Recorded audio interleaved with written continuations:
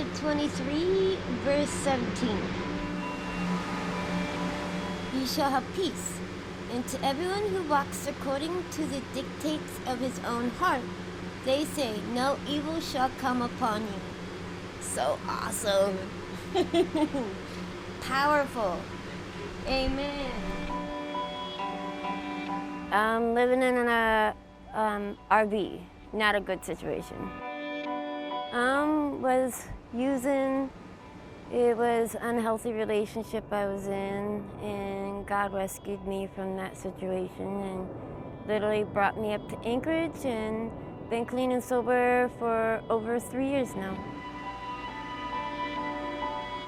And then opening came open that I was able to join their independent living program, and so then I moved from Hope Center to Aviator, and it has provided a very amazing opportunity for me to be able to be successful and to be on my feet and clean and sober.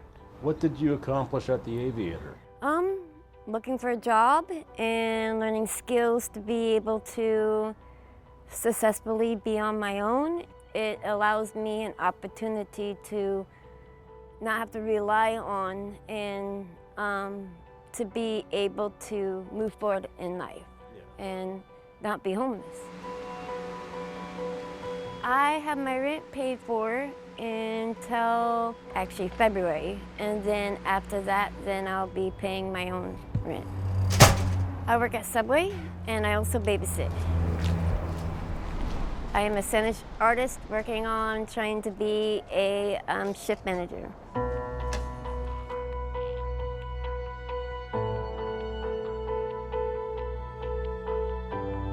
Welcome to our special Seeking Shelter, Seeking Solutions. I'm Rebecca Paulsha. You'll hear more stories from people who were homeless, from leaders of nonprofits who work with the homeless, and from government officials who must find community consensus, as well as the money to pay for the programs that deal with homelessness. Millions and millions of dollars. But you won't hear our voices very much. Those most involved in looking for and finding answers will tell their own stories. Next, in a city where agreement on how best to handle homelessness remains hard to find, the mayor of Anchorage and the head of the Anchorage Coalition to End Homelessness share their visions. And as you will hear, there is a big disagreement over whether your tax money should be used to pay for permanent housing or only for emergency shelter. What is the city's overall vision for homelessness? Our goal, process-wise, is to manage it intensively to the point that the public, the taxpayer, thinks we have solved it.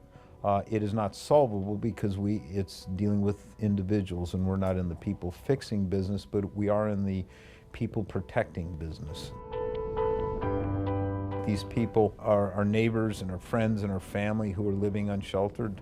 They need to get back to being productive and making their own decisions for themselves. I have always wanted just that first place that they go to where they can start that navigation process. What is the goal, though? I mean, do you have a goal of permanent housing for the homeless? It's not housing first. Housing means a lot of different things, and a shelter is housing. They may need just a little help with the rent. They may have a job. They may have a car. They just can't afford rent, which is becoming more and more problematic in our city. Some of them, it's a whole spectrum. This notion, I hear it all the time, it's apolitical. This notion that everyone is the same in the homeless world. They're not. They're unique individuals. They have a unique set of problems, and our job is to see where we can assist. I think the taxpayer should only be involved in the sheltering process because it's a public safety issue. You know, if you freeze to death on the street, that's a public safety issue. A shelter keeps them from doing it. Now, all the hotel conversions and the housing, the nonprofits are taking care of that, and they should. I don't want to be part of that. I don't think the taxpayer should be a part of that. We are the convener of all the nonprofits and service agencies working in conjunction with the municipality, nonprofits, our partners, federal partners at HUD, to really make sure that we are focused on the solution, which is permanent housing, and breaking down the barriers to creating permanent housing. Permanent housing is a place someone has usually with a lease, or that they own, or that they know that they can stay with no end date in sight.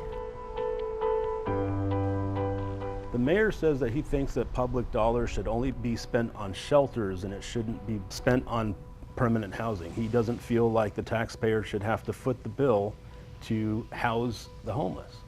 Well, if you only spend public dollars on shelter, you are spending it on a response but not a solution. So the people who take advantage of shelter, unless you're requiring that shelter to be housing focused and providing some other resources to move people to housing, you're just going to continually put money into those operations.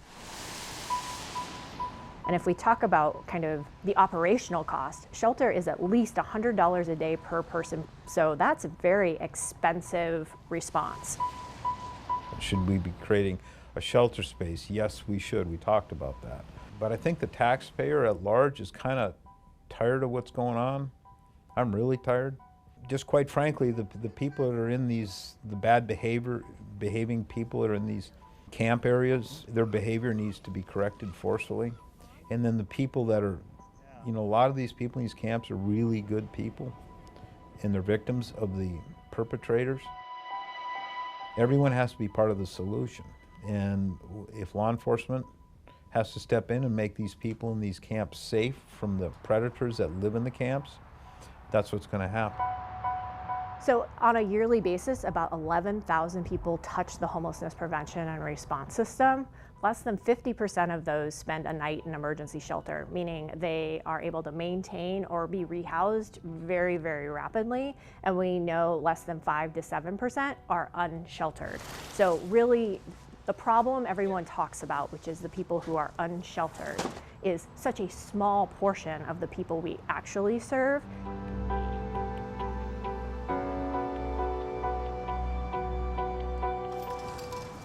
We are open to all housing types, but if we could find more hotels to convert, what we have found is we can turn them on rather quickly. So the first hotel conversion, that real estate transaction had closed in the fall of last year, and it was almost immediately full. And that was the guest house downtown.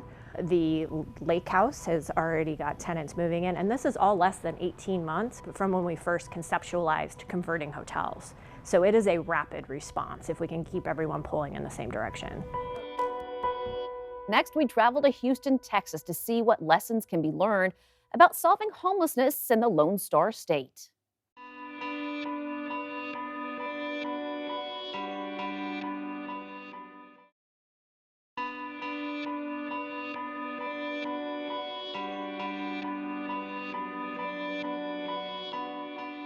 While Anchorage officials and leaders of nonprofits spar over the appropriate focus of government policy, officials and dozens of community partners in Houston, Texas work together on a single, clear goal, using public money to move homeless people into permanent housing and supporting those people with needed services. We've really created a collective system here. We don't like to always talk about collaboration because that can be a loaded term. When I ask one executive director if they collaborate with another, they'll say, sure. We say, well, tell us about that.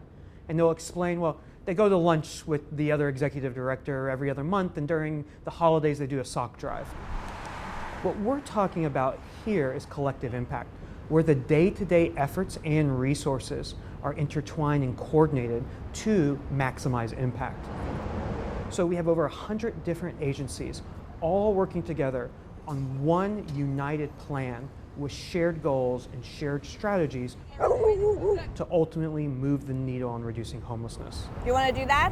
The second reason we've been able to have success in Houston is because we are housing-based.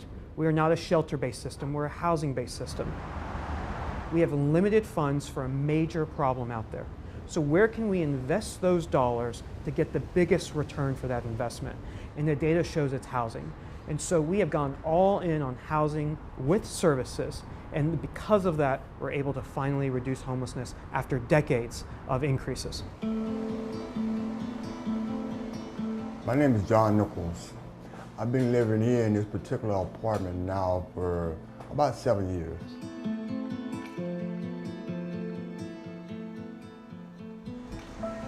The services are out there if you want them. You know, they offer the services, and it's up to the individual how bad they want it. And this is my associate degree that I just earned this past May. With the benefits that I get, I'm able to pay my bills, my utilities, and my insurance on my kids. But I usually get up in the morning and take me a walk around as exercise, and I stop and speak. And the kids, they know me as Mr. John. And when I'm doing my grocery shopping, get them all together and cut it up and share it with them. And then I give them a little pep talk, you know? Very grateful for what I have now compared to the things I've experienced in life. That's your continued blessing to be upon us all. Yeah, and then getting to the point of the age that I'm at, yeah, you have to be grateful.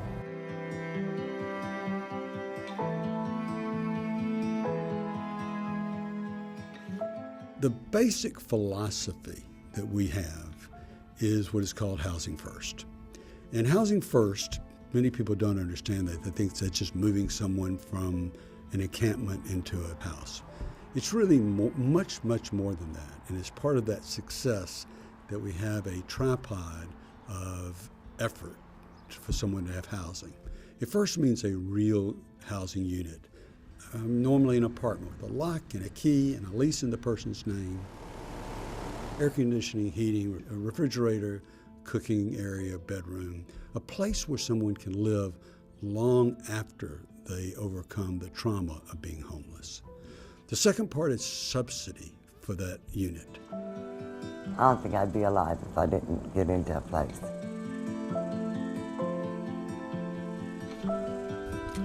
And the third part is professional case management, paid for by funds. Could be private funds, could be public funds. Kind of blend in with the middle class. But we've had to work with our landlords to understand the complexity of bringing in these people, getting paid by vouchers, and we have a wonderful landlord engagement team that spends day in, day out doing that.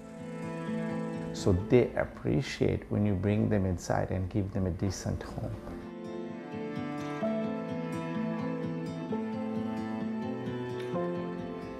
Most of them don't have much. They come with nothing. And if you know, some people just come up with what they have in their hand, and then the coalition gives them furniture. The quality of the furniture gives them to live or want to live better. So they have things that they never had.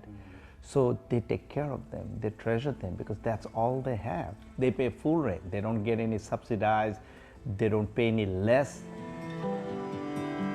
Are all 40 of these people taking care of their properties pretty well? I would say so. I mean, there might be some one or two exceptions, but that's the same thing with any other businesses, right? You wouldn't have a perfect world. And I think that's the first thing I have heard from my tenants that are homeless, that when they see that they're being treated just like other tenants who are paying from their pocket, gives them the self-esteem that they need.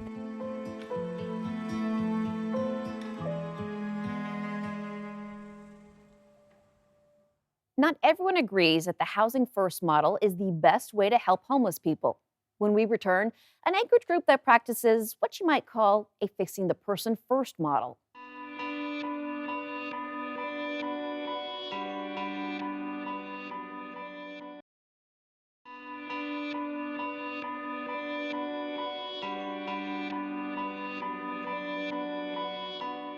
Welcome back to Seeking Shelter, Seeking Solutions. Here in Alaska and around the country, many who work on the homeless crisis follow the Housing First model. That generally means the priority is finding shelter for homeless people and then offering wraparound services to treat whatever issues those individuals face. But some think Housing First has it backwards, including the people who run Downtown Hope Center in Anchorage. We have not seen that model work here at the Downtown Hope Center. We've had women get housing through that model, and there's two scenarios that happen. One of them is they get put into a neighborhood that is their former pimps, drug dealers, the people they hung out with that got them into trouble in the first place. Some of them are traffickers. They hunt them down, they find them. And so even if they've gone through a program here, gotten a job, get housing first, they can easily even come back into here because the Housing First just kind of looks for a place to put them.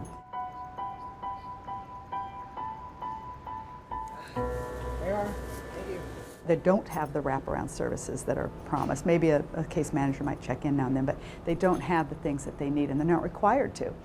And so then they end up back here again, trying to get another voucher or look for another way. There you are. And then also, it doesn't promote healing in a person. They need community, they need healing, they need resources, they need to live. They don't need to just be put in a hotel room with a TV.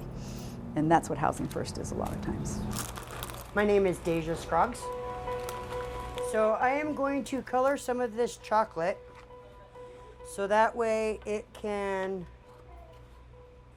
be a red or a pink and white flower called a bleeding heart. So we'll see how well I can do this. Well, I started off as a guest here. First I was living outside, and then I started staying here, and then I joined their bakery program when they started it. And then in the last couple of years, I've become the bakery manager. When you're down in the pits and your addiction or your mental illness or all of the above, like in my case, get together, and you don't know how to get out, you'll reach the point where you're ready to be done with that game, and you'll do it.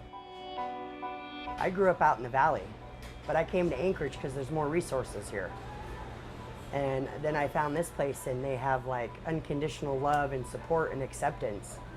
And even though you might be homeless or you might be dirty or you might stink and need a shower, they still open their arms to you and they still give you love and hugs. Set it right on there.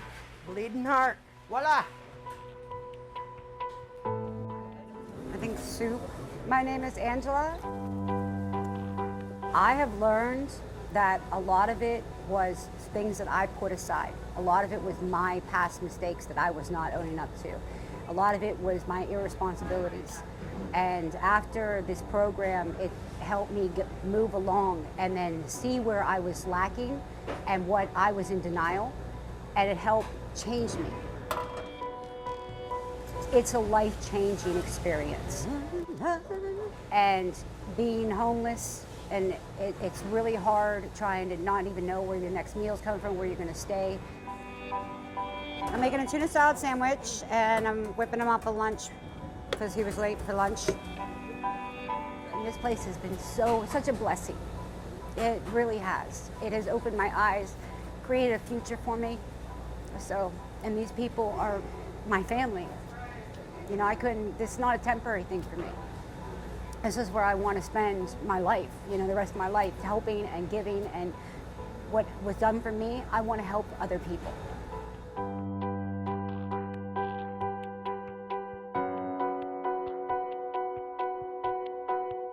You get them their initial care there. It's a safe place, men, women. Is there anything I should? Then they're able to go to detox, have a detox there, have a recovery, have the whole vocational training, have some little shops around them that they could, you know, the bakery, the coffee shop, have a thrift store. So there's places where they can work while they're in the program.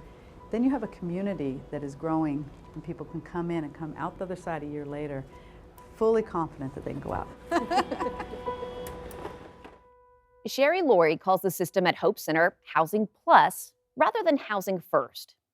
Next on Seeking Shelter, Seeking Solutions, we return to Houston, Texas, where our investigative team came across an unusual situation, a group of dedicated volunteers who refused to obey a city law that forbids feeding groups of homeless people outside of city-designated areas.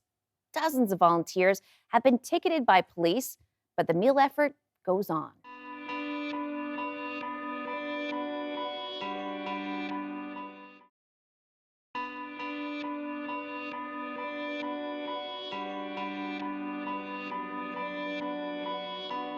Welcome back to Seeking Shelter, Seeking Solutions. There's a group in Houston, Texas called Food Not Bombs that hits the streets 4 nights a week, providing dinner to scores of homeless people in violation of a city ordinance. Police write tickets several times a week, but the feeding operation goes on without missing a meal. A lot of people buy food out of their own pockets. They make potatoes, pastas, we got fruits, vegetables. You know, the whole idea is to serve a healthier alternative out here, which they don't get in other places. Yeah, you guys need some fruit. If you move everyone 1 inch, they go 2 inches. Space, we have like a couple plates here. Yeah, like right here, right? Can we start? Can we start? Yes. Food Not Bombs is an organization made of strictly volunteers that feed the hungry people in Houston, near the downtown area. On a daily basis? 4 times a week. Who's next? Here you go. Appreciate it. Thank you. All right, no problem. The mayor and the city of Houston have started to enforce an ordinance that was put back on the books a while back, saying that it is illegal to feed more than 5 people on private property in Houston. He'll give us a warning first, and then he will give us a ticket, which we will have to go to court for. It is illegal to feed our friends who are hungry. We have a taquito, cupcake, noodles and veggies, some like fruit, and a peanut butter and jelly sandwich, and water. My pleasure. We're serving a need, we're helping a need. We're not solving a problem, but we're helping a problem. We're feeding people who are hungry. You go ahead though.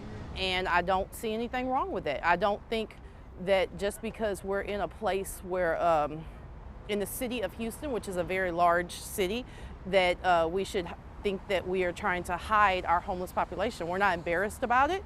We should embrace it and help the ones that want to be helped, which I think is great if they want housing. But guess what? Not everyone needs housing. We have a lot of people that do get housing, but once they get housing doesn't mean that food magically appears in their refrigerator. A lot of them don't get food stamps. A lot of them live in food desert areas. And so they know that they can come down to Houston, downtown Houston, and where we'll be and where we're gonna serve. Here you go.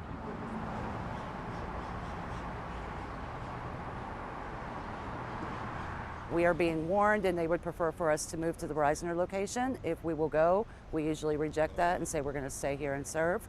And then they will stay in the background until we're done serving everybody, and then one person will get a ticket tonight. Who is that person? I believe the person tonight is Woody, who's going to take the ticket. Here you go. So we have a designated person to take the ticket? Correct, yes. All right. Thank you. Here you go. I think this is the most ridiculous city ordinance I have ever seen on the books. And this is why, you know, we're taking a stand to fight back in the hopes that we can get this anti-food sharing ordinance reversed. Needless to say, gentlemen, you'll be hearing from my lawyer. Oh, I'm sorry.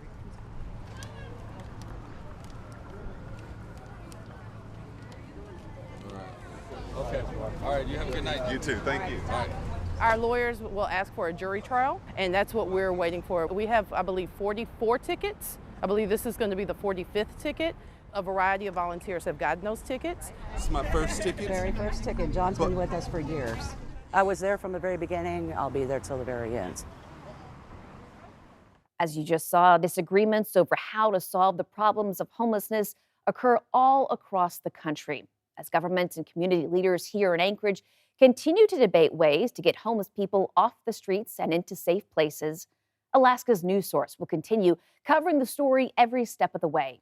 To watch our investigative team's full Seeking Shelter, Seeking Solutions series, including our unedited version of the interview with Anchorage Mayor Dave Bronson, you can head to our website at alaskasnewssource.com.